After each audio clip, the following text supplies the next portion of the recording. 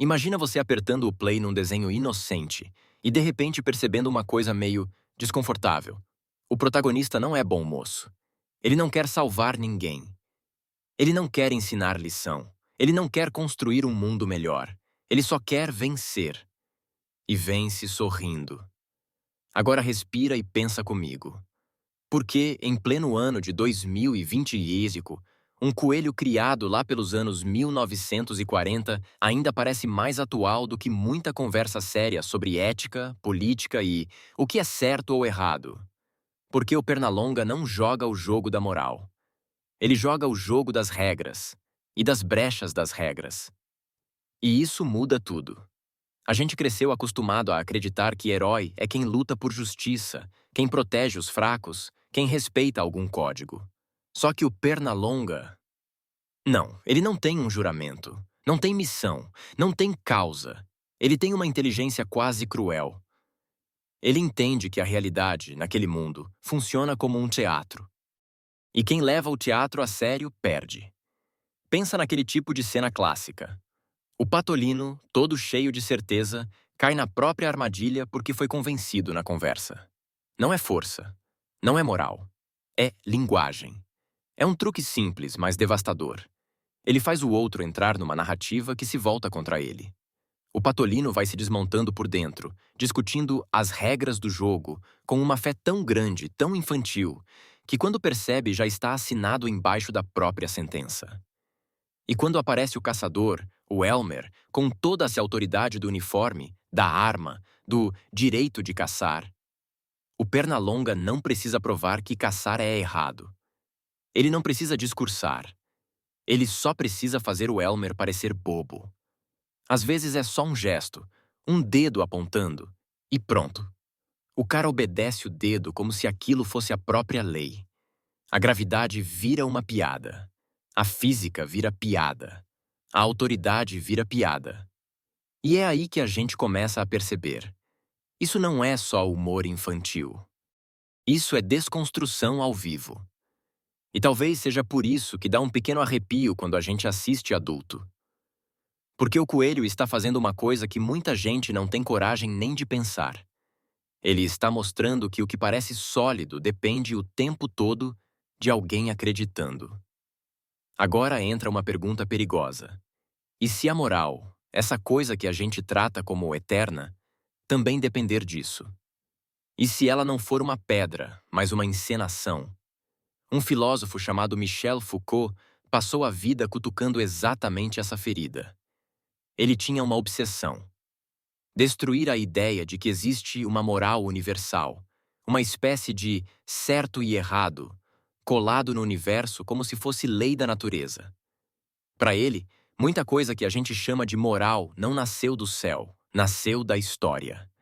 Nasceu de instituições. Nasceu de gente com poder organizando o mundo e dizendo: isso aqui é normal, isso aqui é aceitável, isso aqui é vergonhoso, isso aqui é criminoso.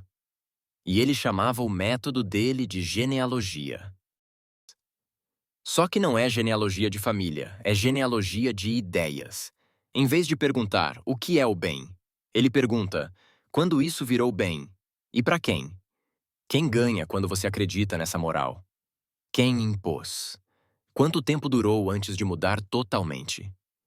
E o mais engraçado é pensar que o Pernalonga faz isso sem nunca ter lido uma linha de filosofia. Ele faz genealogia na prática, na malandragem, no sorriso. Repara nos inimigos dele. Cada um chega com uma moral pronta, como uma armadura. O Elmer é o caçador legítimo. O Yosemite Sam é o dono, o homem da propriedade, o eu mando aqui. O Patolino, muitas vezes, é o artista desesperado por reconhecimento. O ego ferido, a vaidade em chamas. O Pernalonga não tenta convencer esses personagens de que essa moral é errada. Ele não oferece uma moral melhor. Ele faz algo mais corrosivo. Ele transforma a moral do outro numa armadilha. O Elmer vira vítima da própria autoridade.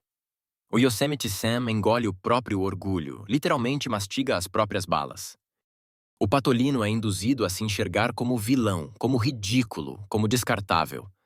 E o Pernalonga não precisa de sermão. Ele só precisa manter a calma e deixar o outro correr até a parede que ele mesmo imaginou. E aqui vem o ponto mais importante. O coelho não substitui uma moral por outra. Ele não vira o herói do bem. Ele apenas se recusa a jogar o jogo como se fosse real. E quando alguém se recusa, o que parecia firme começa a virar poeira. Porque a autoridade, quando ninguém acredita nela, é só fantasia com roupa bonita. Aí entra outra ideia do Foucault que é ainda mais assustadora. Normalização. Porque não é só cumprir regras. É você desejar cumprir regras. É a sociedade te treinando para você mesmo se vigiar, se punir, se corrigir. Você não precisa de polícia se você virou seu próprio carcereiro. E se a gente olhar historicamente, principalmente do período entre os anos 1930 e 1960, a máquina cultural americana tentou normalizar comportamento de tudo quanto é jeito. Propaganda, escola, televisão, bons costumes. Respeite a autoridade, trabalhe duro, fique na sua posição. E aí, ironicamente, no meio dessa fábrica de normalização, nasce um personagem que vira o contrário disso tudo. O Pernalonga é o anti-uniforme. Ele não respeita a hierarquia. Ele não acredita em papel social.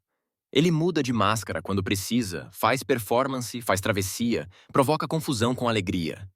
Ele mente, ele encena, ele debocha. E de um jeito estranho, a gente torce por ele. Por quê? Porque tem uma parte nossa que intui. Estar normalizado é estar preso. E o Pernalonga oferece catarse. Ele oferece a fantasia de não aceitar as regras. E ainda assim, vencer. Não com discurso bonito, com inteligência e irreverência. E isso conecta com uma figura ainda mais antiga do que qualquer desenho animado. O trickster, o trapaceiro sagrado, o ser que existe em quase toda a mitologia. Hermes, Loki, Coiote. Nomes diferentes, mesma função. Bagunçar a ordem, expor brechas, mostrar que o mundo sério é uma construção. O trickster não é herói.